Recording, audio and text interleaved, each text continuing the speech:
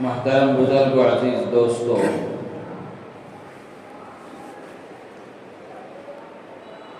جس ملک میں ہم زندگی گزار رہے ہیں، اس ملک میں مسلمانوں پر بے شمار مصیبتیں، بے شمار پریشانیاں آئیں اور ملک کے مسلمانوں نے بہت ساری مصیبتوں کا سامنا کیا، بہت سارے حالات آئے، بہت ستایا گیا، تکلیفیں دی گئیں، جانوں کا نقصان ہوا، مالی نقصان ہوا، عزت و آبروؤں کو لوٹا گیا۔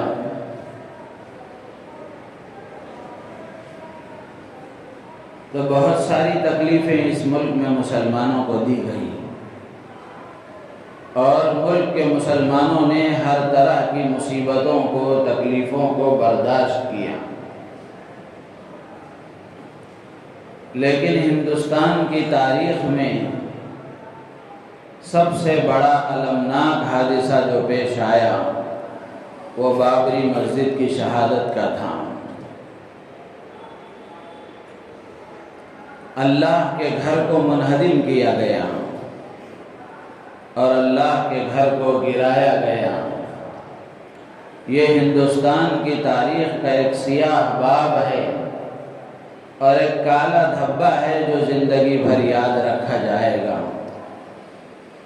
اور مسلمان اس کو کبھی فراموش نہیں کر سکتا۔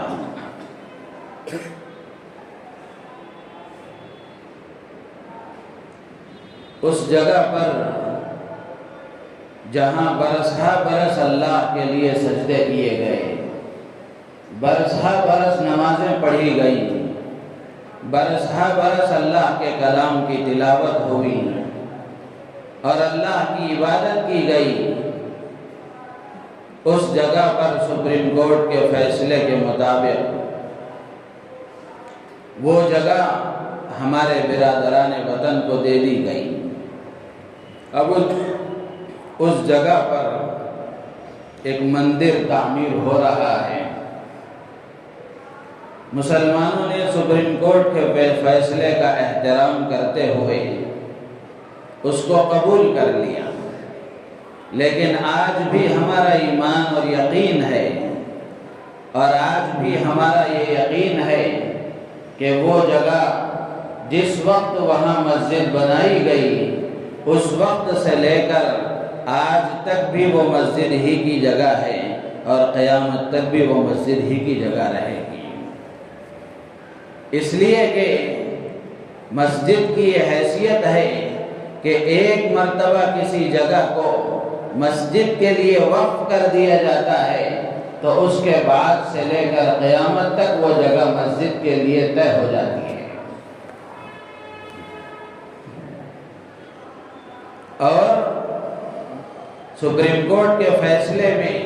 یہ ساری باتیں تسلیم کی گئی کہ یہ مسجد کسی مندر کو توڑ کر نہیں بنایا گیا، اس بات کو بھی سپریم کورٹ نے تسلیم کیا، اور اس بات کو بھی تسلیم کیا کہ اس کی شہادت سے پہلے ایک عرصے تک وہاں نمازیں پڑھی گئی، اس کو بھی تسلیم کیا گیا۔ اور فریق آخر نے، فریق مخالف نے جس طرح دعویٰ کیا کہ عین وہ مسجد کی جگہ، یہ جگہ ان کے کسی مذہبی پیشوا کی پیدائش کی جگہ ہے، اس کا دعویٰ کیا گیا، لیکن سپریم کورٹ نے اپنے فیصلے میں اس بات کو بھی تسلیم کیا کہ اس جگہ پر ان کے مذہبی پیشوا کی پیدائش کی جگہ ہونے کا کوئی ثبوت نہیں ملا، اس کو بھی تسلیم کیا گیا۔ ان ساری باتوں کو تسلیم کرنے کے بعد کس مجبوری کے تحت یہ فیصلہ ہوا وہ اللہ ہی جانتا ہے کہ بالآخر اس جگہ کو ایک مندر کے لیے دے دیا گیا، اور ملک کے مسلمانوں نے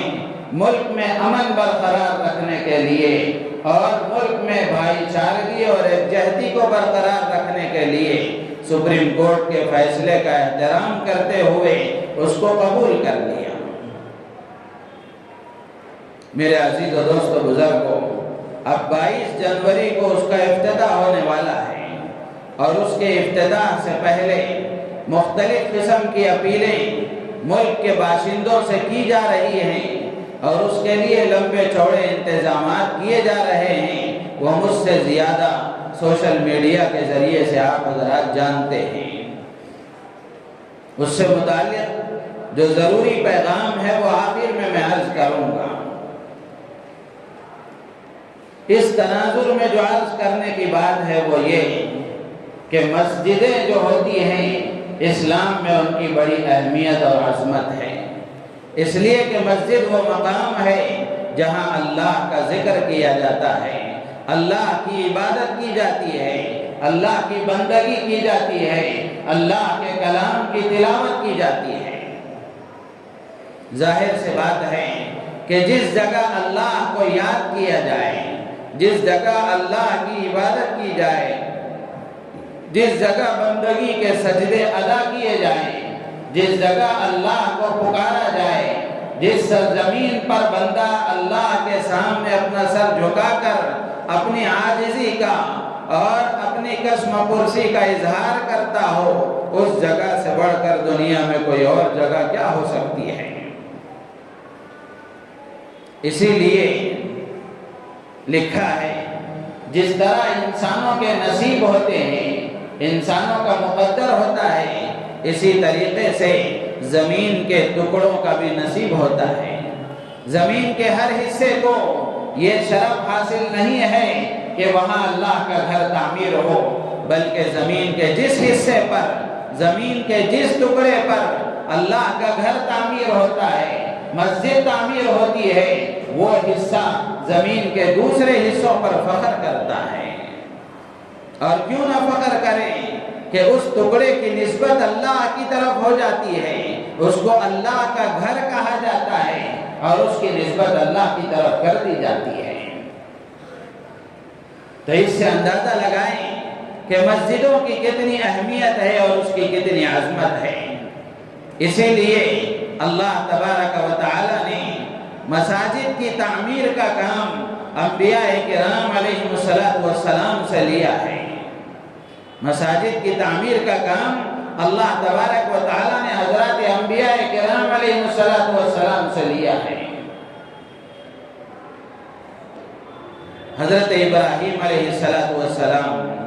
اور حضرت اسماعیل علیہ السلام، ان دونوں سے اللہ تبارک و تعالی نے خانہ کعبہ کی تعمیر کا کام لیا، مسجد حرام کی تعمیر کا کام اللہ نے ان سے لیا۔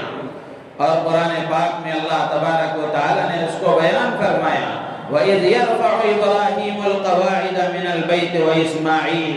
رَبَّنَا تَقَبَّلْ مِنَّا إِنَّكَ أَنْتَ السَّمِيعُ الْعَلِيمُ۔ وہ وقت بھی یاد کیے جانے کے قابل ہے جب حضرت ابراہیم و اسماعیل علیہ السلام کعبۃ اللہ کی بنیادوں کو اٹھا رہے تھے، خانہ کعبہ کی تعمیر کر رہے تھے،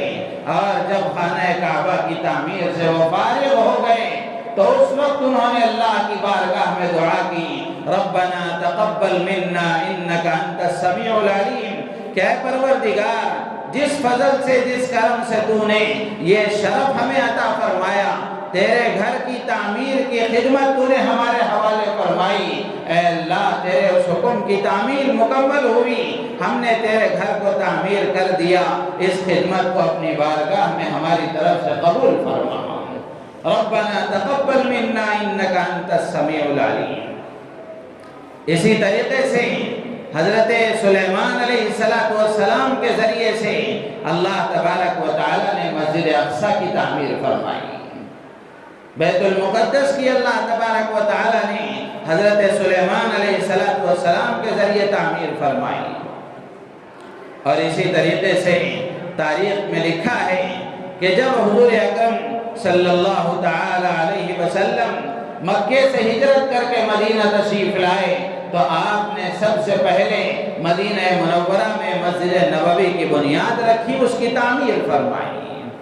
اس کی تعمیر فرمائی۔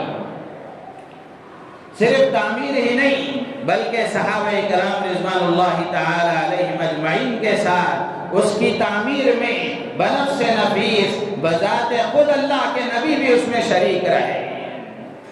لکھا ہے کتابوں میں حضور اکرم صلی اللہ علیہ وسلم بھی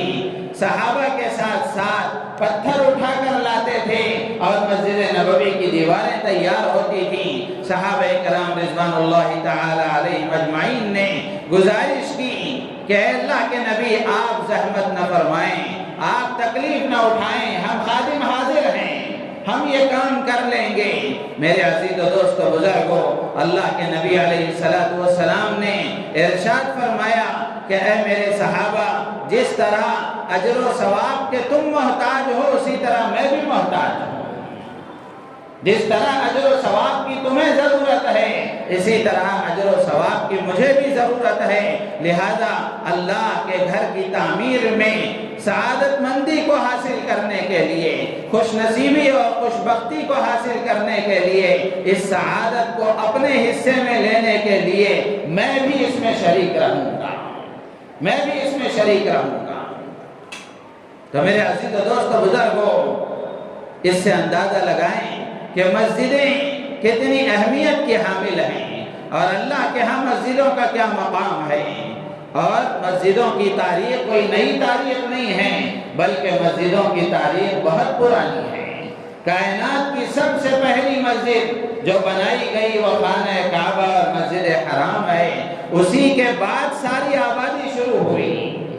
اسی کے بعد ساری آبادی شروع ہوئی، اللہ کا یہ گھر تعمیر کیا گیا، پھر اس کے بعد دوسری آبادی کا سلسلہ شروع ہوا، اور جس کی نسبت اللہ نے اپنی طرف فرمائی اس گھر کو اللہ کا گھر کہا گیا، اس مسجد کو اللہ کی مسجد کہا گیا، اور اللہ تبارک و تعالی نے اس کو ہدایت کا مرکز قرار دیا، برکت کی جگہ اللہ تعالی نے اس کو قرار دیا۔ قرآن پاک میں اللہ تعالیٰ فرماتے ہیں ان اول بیت وضع للناس للذی ببکۃ مبارکا وہدی للعالمین۔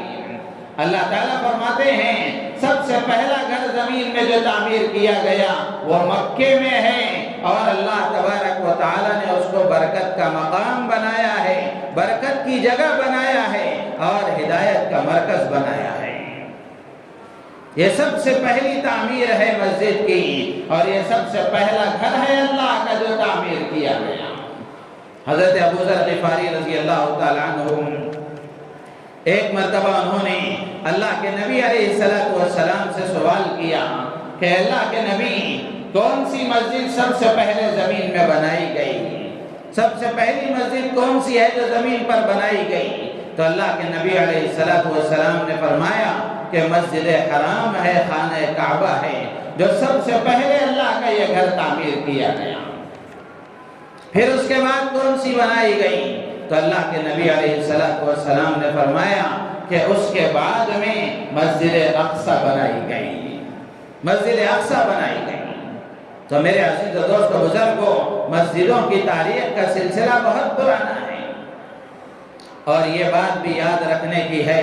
اور ہر مسلمان کو اپنے دل و دماغ میں بٹھانے کی ہے، اور یہ حقیقت ہے کہ مسجد صرف عبادت کی جگہ نہیں ہے، مسجد صرف عبادت اور بندگی کے لیے نہیں ہے، بلکہ مسجد ایک تربیت گاہ ہے، مسجد ایک تربیت گاہ ہے کہ یہاں بندے کو بلایا جاتا ہے اور اس مسجد سے روزانہ توحید کا اعلان کیا جاتا ہے، اور توحید کے اعلان کا یہ مرکز ہے کہ روزانہ مسجد سے یہ صدائیں بلند ہوتی ہیں، توحید کی صدائیں بلند ہوتی ہیں، مؤذن پکار کر یہ کہتا ہے اللہ اکبر لا الہ الا اللہ۔ ہر مؤذن کہتا ہے کہ اللہ سب سے بڑا ہے، وہی عبادت کے لائق ہے، اس سے بڑا کوئی نہیں، اس سے بڑا کوئی نہیں۔ تو یہاں سے توحید کا سبق دیا جاتا ہے اور لوگوں کے دلوں میں اللہ کی بڑائی اور کبریائی کو داخل کیا جاتا ہے کہ ہر مسلمان اور ہر آدمی اپنے دل میں اللہ کی بڑائی کو پیدا کرے کہ اللہ سے بڑا کوئی نہیں، اللہ سے بڑا کوئی نہیں۔ تو اللہ کی کبریائی کو بیان کیا جاتا ہے، اور مسجد میں آتا ہے مسلمان اور آ کر عبادت کرتا ہے، یہاں کوئی مورتی نہیں ہوتی اور یہاں کوئی مجسمہ نہیں ہوتا، کوئی بت نہیں ہوتا جس کے سامنے آدمی سجدہ کرتا ہے، بلکہ ہر آدمی مسجد میں آتا ہے، اللہ کے سامنے سجدہ کرتا ہے، اللہ کے سامنے اپنا سر جھکاتا ہے۔ ہر ایک کو اس بات کا پیغام دیا جاتا ہے کہ تم جس کے سامنے سر جھکا رہے ہو وہ تمہارا خدا ہے، اللہ کے سامنے تم اپنا سر جھکا رہے ہو۔ اور مسجد کو بلا کر مسجد سے مساوات کا، برابری کا سبق دیا جاتا ہے۔ مسجد میں آدمی آتا ہے، صف میں کھڑا ہوتا ہے، چاہے وہ کتنا ہی امیر کیوں نہ ہو، غریب کیوں نہ ہو، پڑھا لکھا کیوں نہ ہو، جاہل کیوں نہ ہو، صف میں سب برابر کھڑے ہو جاتے ہیں۔ ایک ہی صف میں کھڑے ہو گئے محمود و آیات، نہ کوئی بندہ رہا نہ کوئی بندہ نواز، اس لیے کہ اللہ کے دربار کے سب غلام ہیں۔ یہاں کسی کی کوئی حیثیت نہیں چلتی، وہ دنیا کے اعتبار سے کتنا ہی بڑا کیوں نہ ہو، کتنا بڑا امیر کیوں نہ ہو، کتنا بڑا عہدیدار کیوں نہ ہو، وہ سب میں آ کر کھڑا ہوتا ہے، اس کے بغل میں غریب بھی کھڑا ہوتا ہے۔ کوئی امیر یہ نہیں کہہ سکتا کہ سب میں کھڑا رہوں تو میرے بازو کوئی غریب کھڑا نہ ہو، کوئی عالم یہ نہیں کہہ سکتا کہ میرے بازو کوئی جاہل کھڑا نہ ہو، بلکہ ہر آدمی کو یہاں آ کر اللہ کے سامنے اللہ کا بندہ بن کر کھڑا ہونا پڑتا ہے۔ امیر کے بازو غریب بھی ہے، عالم کے بازو جاہل بھی ہے، دنیا کے عہدیداروں کے بازو میں غیر عہدیدار بھی کھڑا ہوا ہے۔ یہاں لا کر بندوں کو مساوات کا درس دیا جاتا ہے، اور یہ بات سکھائی جاتی ہے جو اللہ کے نبی علیہ السلام نے فرمایا، لا فضل لعربی علی عجمی ولا لعجمی علی عربی، کہ کسی عجمی کو کسی عربی پر، کسی عربی کو کسی عجمی پر کوئی فضیلت حاصل نہیں ہے، کوئی کسی گورے کو کسی کالے پر، کسی کالے کو کسی گورے پر کوئی فضیلت حاصل نہیں ہے۔ اللہ کے بندے ہونے میں سب برابر ہیں، اللہ کے بندے ہونے میں سب برابر ہیں۔ یہاں بلا کر مساوات کا درس دیا جاتا ہے، یہاں کھڑا کر کے برابری کا سبق دیا جاتا ہے کہ یہاں دنیاوی اعتبار سے کسی کے کوئی مرتبے کا اعتبار نہیں ہے۔ اگر اعتبار ہے اللہ کے یہاں، مقام ہے کسی کا اللہ کے یہاں، تو وہ تقوی کی بنیاد پر ہے، وہ تقوی کی بنیاد پر ہے کہ جو جتنا زیادہ متقی ہے، جو جتنا زیادہ پرہیزگار ہے، جو جتنا زیادہ اللہ سے ڈرنے والا ہے، جو جتنا زیادہ اللہ کے نبی کی سنتوں پر عمل کرنے والا ہے، جس کا تعلق اللہ سے زیادہ ہے، جس کا تعلق اللہ کے نبی سے زیادہ ہے، اللہ کے ہاں اس کا مقام زیادہ ہے۔ مال کی بنیاد پر عہدے طے نہیں ہوتے، مال کی بنیاد پر درجے طے نہیں ہوتے، عہدوں کی بنیاد پر مرتبہ نہیں ملتا، بلکہ اللہ کے یہاں جو مقام ملتا ہے وہ تقوی کی بنیاد پر، دین کی بنیاد پر، اللہ کے تعلق کی بنیاد پر اور اللہ کے حکموں کے مطابق زندگی گزارنے کی بنیاد پر ملتا ہے۔ تو یہاں بلا کر مساوات کا سبق دیا جاتا ہے، برابری کا سبق سکھایا جاتا ہے کہ آدمی ہر ایک کو اپنے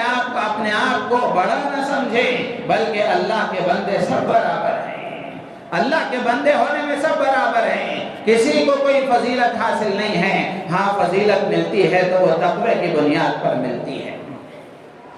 اور اسی طریقے سے مسجد ایک تربیت گاہ ہے، یہاں بلا کر ایک انضباط وقت اور مرتب زندگی کو سکھایا جاتا ہے۔ اس کا مطلب یہ ہے کہ آپ کے علم میں ہے کہ نمازیں وقت کے ساتھ مقید ہیں۔ ان الصلاۃ کانت علی المؤمنین کتابا موقوتا، اللہ تعالیٰ نے قرآن پاک میں فرمایا کہ نمازیں وقت پر فرض ہیں، نمازوں کے لیے وقت طے کیا گیا ہے کہ اس وقت سے اس وقت کے اندر تم یہ نماز پڑھو گے تو وہ ادا کہلائے گی۔ تو نمازوں کے لیے اوقات طے کیے گئے ہیں، یہ اوقات طے کر کے ان کے مطابق بندوں کو مسجد میں بلا کر اللہ تبارک و تعالی بندوں کو یہ سکھاتے ہیں کہ ایک مرتب زندگی گزارنا سیکھو۔ بے ترتیبی اور بے سلیقگی اللہ کو پسند نہیں ہے، بے ڈھنگا پن اسلام میں نہیں ہے۔ اسلام سلیقے کا مذہب ہے، طریقے کا مذہب ہے، اسلام ڈسپلن سکھاتا ہے۔ مرتب زندگی گزارنا سکھاتا ہے۔ جیسے نمازیں وقت پر فرض کی گئی ہیں، وقت کے ساتھ مقید ہیں، تو یہاں بلا کر مسلمانوں کو یہ سبق دیا جاتا ہے کہ اپنی زندگی کو مرتب بناؤ، اپنی زندگی کو منظم بناؤ، ہر کام نظام کے مطابق ہونا چاہیے، ہر کام ترتیب بنا کر ہونا چاہیے، ہر کام شیڈول کے تحت ہونا چاہیے۔ بے ترتیبی اللہ کو پسند نہیں ہے، بے ڈھنگا پن اللہ کو پسند نہیں ہے، بے سلیقگی اسلام میں اس کی کوئی گنجائش نہیں ہے۔ تو وقت پر نمازوں کو فرض کر کے مسجدوں میں وقت پر بلا کر مسلمانوں کو یہ پیغام دیا جاتا ہے کہ اپنی زندگی کو مرتب بناؤ۔ آپ اندازہ کر کے دیکھیں، اپنا 24 گھنٹے کا شیڈول بنائیں کہ اس وقت میں مجھے فجر کی نماز پڑھنا ہے، اس کے بعد کیا کرنا ہے، اس کے بعد کیا کرنا ہے، پھر ظہر کی نماز پڑھنی ہے، پھر اس کے بعد کیا کرنا ہے، پھر عصر کی نماز پڑھنی ہے، پھر اس کے بعد کیا کرنا ہے، پھر مغرب کی نماز پڑھنی ہے، پھر اس کے بعد کیا کرنا ہے، پھر عشاء کی نماز پڑھنی ہے، پھر اس کے بعد میرا نظام کیا ہے، پھر اس کے بعد میں کب آرام کروں گا اور پھر کب اٹھوں گا، پھر فجر کی نماز مجھے ادا کرنی ہے۔ ایک شیڈول بنا کر آدمی کام کرتا ہے تو وقت کے مرتب کرنے کی وجہ سے بہت سارے کام آدمی کر لیتا ہے۔ نظام العمل نہ ہونے کی وجہ سے آج ہمارے اوقات ضائع ہو رہے ہیں۔ ہر آدمی سے آپ پوچھیں، ہر آدمی یہی کہے گا میں بیزی ہوں، بہت بیزی ہوں،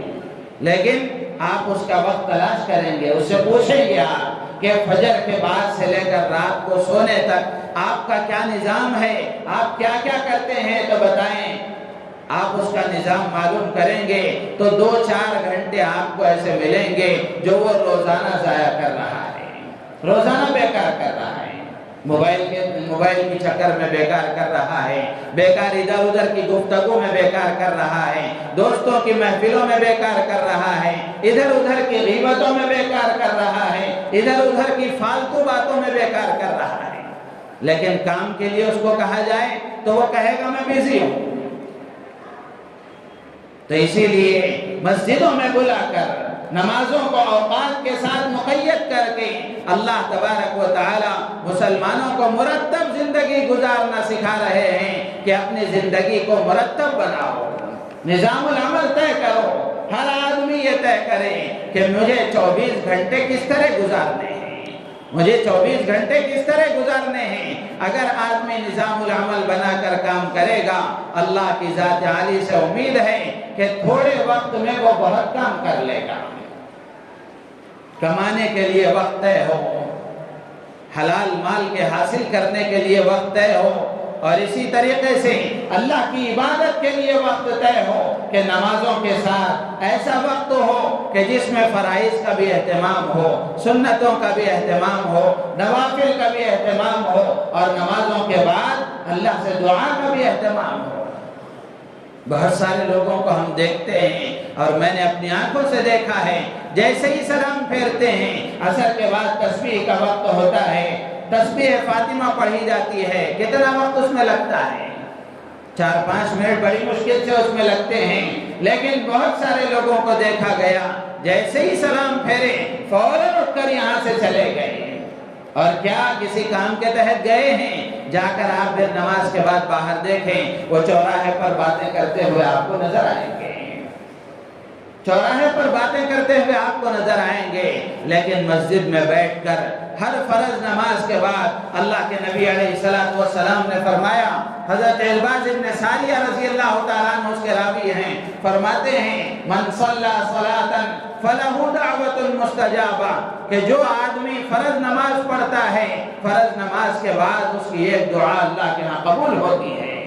حضرت عبداللہ ابن مسعود رضی اللہ تعالیٰ عنہ غالباً وہی ہیں، فرماتے ہیں کہ ہم اپنی ضرورتوں کو، اپنی حاجتوں کو اکٹھا کر لیتے تھے فرض نماز کے بعد اللہ سے مانگنے کے لیے۔ آج بھی اللہ کے کچھ ایسے بندے ہیں، ان گنہگار آنکھوں نے ان خوش نصیب بندوں کو دیکھا ہے کہ فرض نماز کے بعد ایک سوئی سے بیٹھ کر امام صاحب جو دعا کرتے ہیں، وہ دعا اس لیے تاکہ اجتماعی طور پر دعا ہو اور لوگوں کو دعا کرنا آئے، دعا مانگنا لوگ سیکھیں، اور اجتماعی طور پر دعا ہوتی ہے اس میں اگر آپ شریک ہوتے ہیں تو اجتماعی عمل کا فائدہ یہ ہوتا ہے کہ ایک بندے کا بھی اگر اس میں عمل اللہ کے ہاں قبول ہوگا تو اس مقبول بندے کی دعا کی وجہ سے، اس مقبول بندے کے عمل کی وجہ سے اللہ تبارک و تعالی سب کا عمل قبول فرما لیتے ہیں۔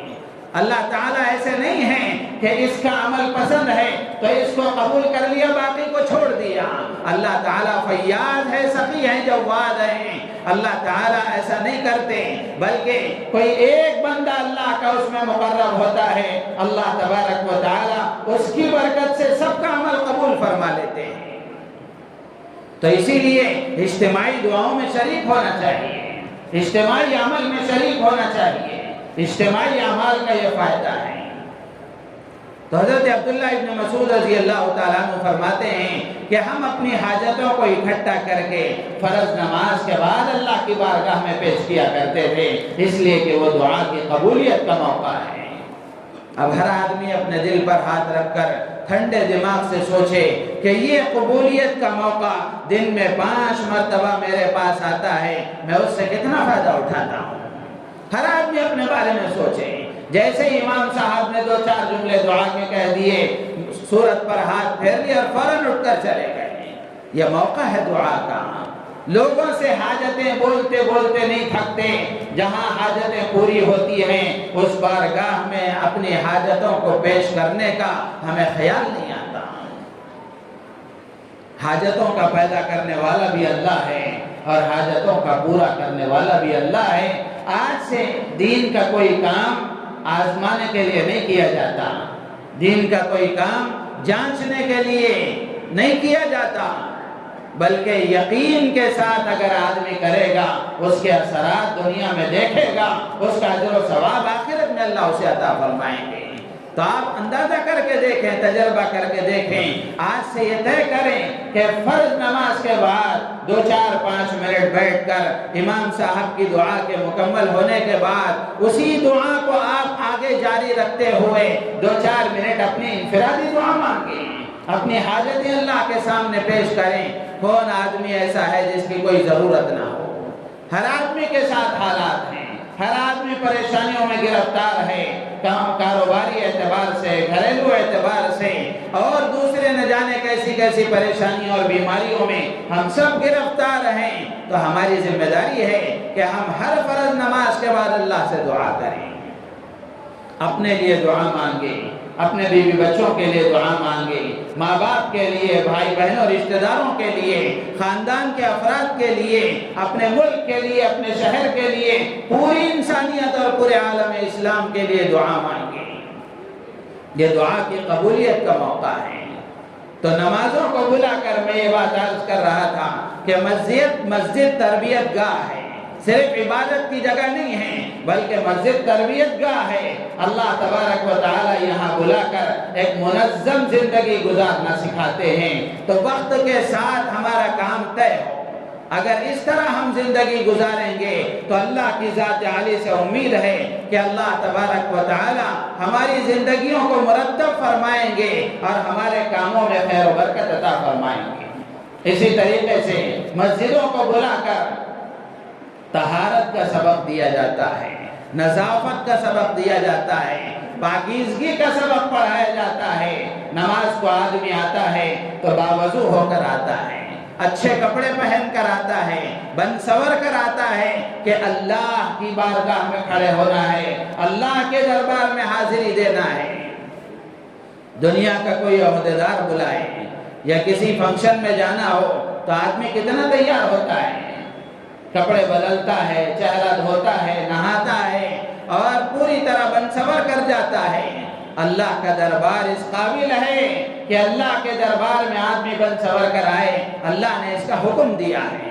یا بنی آدم خذوا زینتکم عند کل مسجد، یہ اللہ کا حکم ہے کہ اے آدم کی اولاد، اللہ تعالیٰ فرماتے ہیں کہ مسجد کو آتے وقت میں زینت اختیار کرو، زینت اختیار کرو۔ آدمی آتا ہے تو نماز کے صحیح ہونے کے لیے وضو کا ہونا ضروری ہے، وضو کرتا ہے، اچھے کپڑے پہنتا ہے، تو یہاں مسجد میں 5 وقت نمازوں کو ان کو بلا کر مسلمان کو طہارت کا سبق سکھایا جاتا ہے کہ اسلام طہارت اور نظافت کا مذہب ہے، اسلام پاکیزگی سکھاتا ہے، اسلام صفائی اور ستھرائی سکھاتا ہے۔ لیکن بدقسمتی ہے مسلمانوں کی کہ اگر گندگی دیکھنا ہے، کچرا دیکھنا ہے اور بے ڈھنگا پن دیکھنا ہے تو اب ماحول ایسا بن گیا ہے کہ مسلمانوں کے محلوں کو دیکھ لیا جائے۔ اب یہ علامت بن گئی ہے ہماری، جبکہ ہماری علامت یہ تھی کہ صفائی ستھرائی ہو، سلیقہ ہو، طریقہ ہو، ڈھنگ ہو۔ تو مسجدوں میں بلا کر اللہ تبارک و تعالی طہارت کا، نظافت کا سبق دیتے ہیں۔ جب بات آئی تو یہ بات بھی عرض کروں کہ مسجد کو آتے وقت میں آدمی اچھے کپڑے پہن کر آئے۔ عموماً ہوتا ایسا ہے، رات میں جن کپڑوں میں سوئے تھے، جو لنگی باندھ کر رات میں سوئے تھے، وہی کپڑے پہن کر صبح میں مسجد کو چلے آتے ہیں۔ علماء نے اس میں نماز مکروہ لکھی ہے، مکروہ ہوگی اس میں ثیاب مہنہ جس کو عربی میں کہتے ہیں، کہ رات میں جو لباس آپ پہن کر سوئے ہیں وہی لباس میں نماز ادا کرنا، یہ مکروہ لکھا ہے علماء نے۔ آدمی اچھے کپڑے پہن کر آئے، ایسا کپڑا پہن کر آئے جو کپڑا پہن کر آدمی دنیا کی مجلسوں میں جاتا ہو۔ اللہ کے گھر میں تو جیسے تیسے ہم آ جائیں، لیکن باہر جا رہے ہوں تو پوری طرح بن سور کر جا رہے ہوں، تو کیا یہ اللہ کے دربار کے ساتھ ناانصافی نہیں ہے؟ تو اس لیے مسجد کو آتے وقت میں پاکی صفائی کا پورا خیال ہو، پاکی صفائی کا پورا اہتمام ہو، یہ بھی سبق دیا جاتا ہے مسجدوں کو بلا کر۔ اور اسی طریقے سے مساجد کی یہ شرعی حیثیت یہ ہے کہ مسجدیں اللہ کی ملکیت ہوتی ہیں، کسی کی جاگیر نہیں ہوتی۔ اللہ نے قرآن میں فرمایا وَأَنَّ الْمَسَاجِدَ لِلَّهِ فَلَا تَدْعُوا مَعَ اللَّهِ أَحَدًا، کہ مسجدوں کا مالک اللہ ہے، اس میں اللہ کے علاوہ کسی کی عبادت نہیں ہوگی۔ بھلے سے کسی فیصلے کے تحت میں مسجد کو وہاں سے ہٹا دیا جائے تو اس کی جگہ مسجد کے علاوہ کوئی اور چیز بن جائے تو وہ مسجد ہونے سے ختم نہیں ہو جاتی، بلکہ قیامت تک اس کا درجہ مسجد ہی کا رہے گا۔ تو میرے عزیز و دوست بزرگوں، آج ہماری ذمہ داری یہ ہے کہ ہم مسجدوں کے ساتھ اپنے تعلق کو وابستہ کریں۔ اور بھی بہت ساری باتیں تھیں جو مسجدوں سے متعلق عرض کرنے کی تھیں، چونکہ وقت ختم ہو گیا، آخر کی چند باتیں عرض کر کے میں اپنی بات ختم کروں گا کہ مسلمانوں کی ذمہ داری ہے کہ وہ اپنے تعلق کو مسجدوں کے ساتھ مضبوط کریں۔ آج جتنی مسجدوں پر جو کچھ باتیں ہو رہی ہیں، آپ اندازہ کر کے دیکھیں، ان کے آباد نہ رکھنے کی وجہ سے اور ان کو آباد نہ کرنے کی وجہ سے جیسا مسلمانوں کا تعلق اس کے ساتھ ہونا چاہیے، اس تعلق کی کمی کی وجہ سے یہ حالات ہم پر آ رہے ہیں۔ آج مسلمانوں پر جو ذلت چھائی ہوئی ہے، پیروں میں جو ذلت کی بیڑیاں ہیں، گلے میں جو غلامی کا طوق ڈالنے کی کوشش کی جا رہی ہے، اس کا بڑا سبب یہ ہے کہ مسلمانوں نے اپنا رشتہ مسجدوں سے توڑ لیا ہے۔ مسلمانوں کا ایک بڑا طبقہ وہ ہے جو مسجدوں سے دور ہے، کچھ وہ ہیں جو روزانہ نماز میں آتے ہیں، کچھ وہ ہے جو فجر میں آتے ہیں، اس سے کچھ زیادہ وہ ہے جو مغرب میں آتے ہیں، کچھ ہفتے میں 1 مرتبہ آتے ہیں، کچھ مہینے میں 1 مرتبہ آتے ہیں، کچھ سال میں 2 مرتبہ آتے ہیں، کچھ جنازے کے وقت میں آتے ہیں۔ میرے عزیز و دوست بزرگوں، آج ہماری ناکامی کا، پستی کا، ذلت کا سب سے بڑا سبب یہی ہے کہ ہم نے مسجدوں سے اپنا تعلق کمزور کر لیا۔ ایک عیسائی پادری نے انٹرویو دیتے ہوئے کہا تھا، تاریخ میں لکھا ہے کہ اس نے کہا تھا جب مسلمانوں کی مسجدیں مسلمانوں سے آباد ہو جائیں گی تو اس وقت میں کوئی قوم مسلمانوں کو ترقی کرنے سے روک نہیں سکتی، اس وقت سے دوسری قوموں کا زوال شروع ہو جائے گا۔ میرے عزیز و دوست بزرگوں، ضرورت اس بات کی ہے کہ مسجد یہ اسلام کا مرکز ہے، توحید کا مرکز ہے، اللہ کا گھر ہے۔ جو اس کے ساتھ وابستہ ہو جائے گا اللہ تبارک و تعالی اسے چمکا دیں گے۔ تو اس لیے اس وقت سب سے بڑی ضرورت یہی ہے کہ ہم مسجدوں کو آباد کرنے کی کوشش کریں۔ ایک عالم ربانی نے فرمایا تھا کہ آج مسلمان مسجدوں سے دور ہونے کی وجہ سے ہی ان کے پیروں میں ذلت کی بیڑیاں ڈالی جا رہی ہیں اور ان کے گلے میں غلامی کا طوق پہنایا جا رہا ہے۔ اگر ہم یہ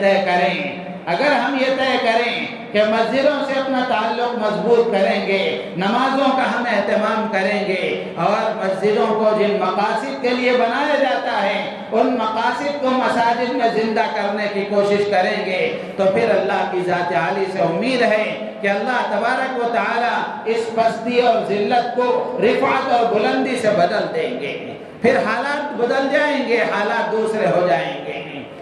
اور اب جو 22 جنوری کو جو کچھ کیا جا رہا ہے وہ کریں، ہمیں اس سے کوئی لینا دینا نہیں ہے، لیکن اس وقت ہمیں مسلمانوں سے یہ کہا جا رہا ہے کہ اور پورے دیش واسیوں سے یہ کہا جا رہا ہے دوسرے برادران وطن کریں تو کریں، اس سے ہمیں کوئی لینا دینا نہیں ہے۔ یہ بات کہی جا رہی ہے کہ 22 تاریخ کو سارے دیش واسی دیا جلائیں اور پتہ نہیں کیا کیا کریں، لیکن اچھی طرح مسلمانوں کو یہ بات ذہن میں رکھنی چاہیے، یہ ایک شرکی عمل ہے، یہ کام مسلمان نہیں کر سکتا۔ مسلمان اس سے اپنے آپ کو دور رکھیں، دوسرے برادران وطن کریں تو وہ خوشی سے کریں، ہمیں اس سے کوئی اعتراض نہیں ہے، یہ ہمارا مذہب ہے اور قانون نے ہر مذہب والے کو اس کے مذہب کے مطابق زندگی گزارنے کا حق دیا ہے، تو مسلمان کوئی شرکی عمل نہیں کر سکتا۔ تو اس لیے 22 جنوری کو اس وقت کے ہمارے اکابر میں ہمارے صوبہ کرناٹک کے پورے عالم اسلام کے ایک بڑے عالم دین ہیں حضرت مولانا مفتی شیخ اللہ خان صاحب دامت برکاتہم، انہوں نے اس وقت مسلمانوں کو یہ پیغام دیا ہے کہ اگر کسی دن سارا کفر متحد ہو جائے اور سارے لوگ اتحاد کے ساتھ اپنا ایک کام کریں تو اس وقت میں مسلمان یہ طے کریں کہ اس ایک دن، ویسے ہر دن مسلمانوں کو مسجد کو آباد کرنے کی کوشش کرنا چاہیے، روزانہ نمازوں کا اہتمام کرنا چاہیے، اسی کے ساتھ ساتھ 22 جنوری کو ہر مسلمان مرد و عورت یہ طے کریں کہ ہم 5 نمازیں پابندی کے ساتھ پڑھیں گے، مسجدیں جمعہ کا نظارہ بتائیں، ہر مسلمان مسجد کو آنے والا بنے اور ہر نوجوان مسجد کو آئے اور اللہ کی عبادت کر کے اللہ کی بارگاہ میں ہم یہ عرض کریں کہ پروردگار عالم، ہماری کوتاہیوں کے نتیجے میں تیرا گھر مسمار کر دیا گیا، ہماری کوتاہیوں کے نتیجے میں تیرا گھر ڈھا کر وہاں شرکی عمل کیا جا رہا ہے، اے اللہ ہم نے اپنے طاقت کے بقدر جو کچھ کرنا تھا ہمارے اکابرین نے سب کچھ کیا، اے اللہ ہم عاجز ہیں، ہمیں معاف فرما دے۔ اللہ سے توبہ اور استغفار کریں۔ ہر مسلمان کی یہ ذمہ داری ہے کہ 22 جنوری کو وہ مسجد کو آباد کرنے کی کوشش کریں اور آج اس مجلس میں یہ تہیہ کریں اور یہ مضبوط عہد کریں کہ آج سے نمازوں کا اہتمام کریں گے، مساجد کو آباد کرنے کی کوشش کریں گے، اللہ کی فرمانبرداری کے ساتھ زندگی گزاریں گے۔ جب ہم اللہ کے ہو جائیں گے دنیا کی کوئی طاقت ہمیں ذلیل نہیں کر سکتی، دنیا کی کوئی طاقت ہمیں ذلیل نہیں کر سکتی۔ ایک شاعر نے بڑی اچھی بات کہی ہے، کچھ اشعار ہیں جو میں عرض کر کے اپنی بات ختم کروں گا۔ یہ اشعار کوئی شوقیہ اشعار نہیں سنائے جا رہے ہیں، اس میں شاعر نے بہت ہی بڑا پیغام دیا ہے، بہت ہی بڑا سبق سمجھایا ہے، اس لیے ان اشعار کو آپ غور سے سنیں اور دل کی تختی پر لکھنے کی کوشش کریں۔ شاعر کہتا ہے، کیوں اداس پھرتے ہو راحتیں بلاتی ہیں، کیوں اداس پھرتے ہو راحتیں بلاتی ہیں، آؤ اے مسلمانوں مسجدیں بلاتی ہیں، آؤ اے مسلمانوں مسجدیں بلاتی ہیں، رب کی بندگی کر کے تم فلاح پاؤ گے، یعنی اللہ کی عبادت کر کے تم کامیاب ہو جاؤ گے، رب کی بندگی کر کے تم فلاح پاؤ گے، ہر اذان میں تم کو نصرتیں بلاتی ہیں، اللہ کی مدد بلاتی ہے۔ مال و زر کی چکر میں رب کو بھول بیٹھے ہو، مال و زر کی چکر میں رب کو بھول بیٹھے ہو، مال اور سونا جائیداد دنیا کی چکر میں رب کو بھول بیٹھے ہو، سر کو رکھ دو سجدے میں نعمتیں بلاتی ہیں، سر کو رکھ دو سجدے میں نعمتیں بلاتی ہیں، مسجدوں کی ویرانی تم کو بھی اجاڑے گی، مسجدوں کی ویرانی تم کو بھی اجاڑے گی، آؤ آ کے نکھرو تم کو نکھتیں بلاتی ہیں، مسجدوں کو چھوڑا تو سبھی چھوٹ جائے گا، مسجدوں کو چھوڑا تو سبھی چھوٹ جائے گا۔ رب کے بندو آ جاؤ عظمتیں بلاتی ہیں، رب کے بندو آ جاؤ عظمتیں بلاتی ہیں۔ چاہتی ہے یہ دنیا مومنوں کی رسوائی، چاہتی ہے یہ دنیا مومنوں کی رسوائی، مسجدوں میں آؤ تم کو عزتیں بلاتی ہیں۔ اللہ تعالیٰ سے دعا ہے اللہ تعالیٰ ہم سب کو ان باتوں پر عمل کی توفیق عطا فرمائے۔ مساجد سے محبت، مساجد سے تعلق رکھنے کی اللہ تعالیٰ مجھے آپ کو، ہر مسلمان کو، ہر مسلمان نوجوان کو، مردوں کو، سب کو مسجدوں سے تعلق قائم کرنے کی توفیق عطا فرمائے۔ ہمارے ملک میں امن و امان پیدا فرمائے۔ اللہ تعالیٰ ملک کے ہر باشندے کی جان و مال کی، عزت کی اللہ تعالیٰ حفاظت فرمائے۔ آمین۔ وآخر دعوانا الحمدللہ رب العالمین۔